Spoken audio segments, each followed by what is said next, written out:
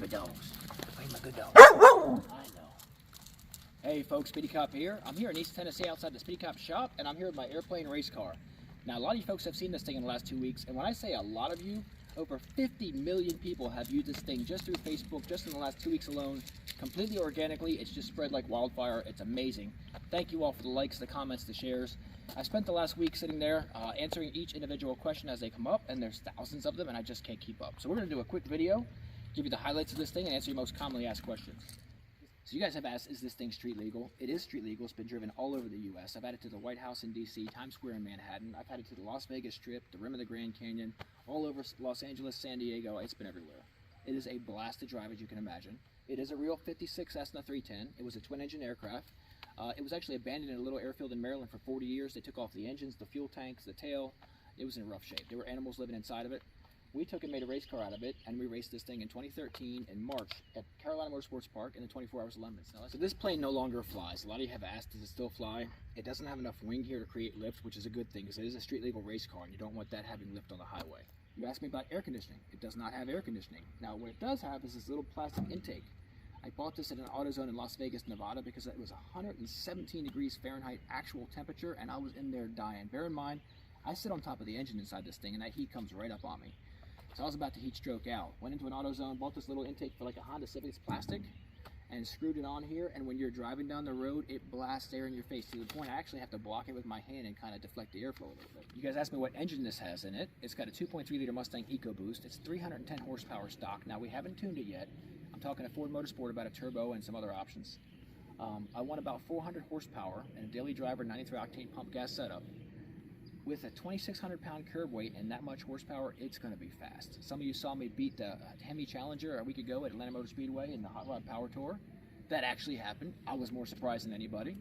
But it's going to be a really quick vehicle once we get done. Now, it's been built for endurance road racing, but I've also drag raced it. I've autocrossed it. I do burnout competitions with Clayton cars in it.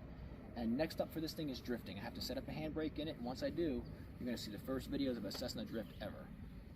So a lot of you asked me, how is this thing in a crosswind? It's actually really stable in a crosswind. Now, you will feel it buffet you. It's got a lot of surface area and a lot of overhang with that short wheelbase. But it's actually really planted and easy to drive, and it's so aerodynamic, it gets 30 miles to the gallon, which isn't bad at all. I know. A lot of you guys have asked me why there's no propeller on the front of this thing. I don't think it'd look right with one. This was a twin-engine aircraft that had two big Lycoming engines out on the wings.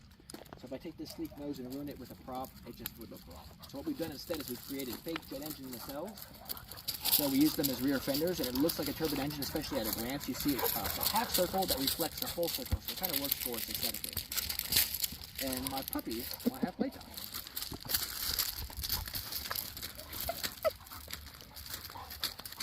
This is their favorite thing to do, killing each other, day in and day out.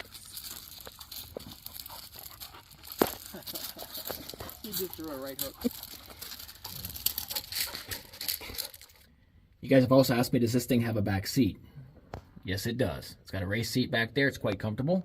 Not a lot of leg room, unfortunately. If you want to see the dash, here you go. It's got the original Cessna instrument panel. I still have the Toyota van gauges in here, and I'm going to change them out for the Mustang gauges once I get the CAN bus wiring figured out. It's got the Mustang shifter here. Got a lot of fit and finish work to do, obviously. Still got the original Toyota van steering wheel. You've also asked, how do I back this thing up or parallel park it? I'm going to show you right now. It's actually really easy. I just stick my head out the window and look. Watch.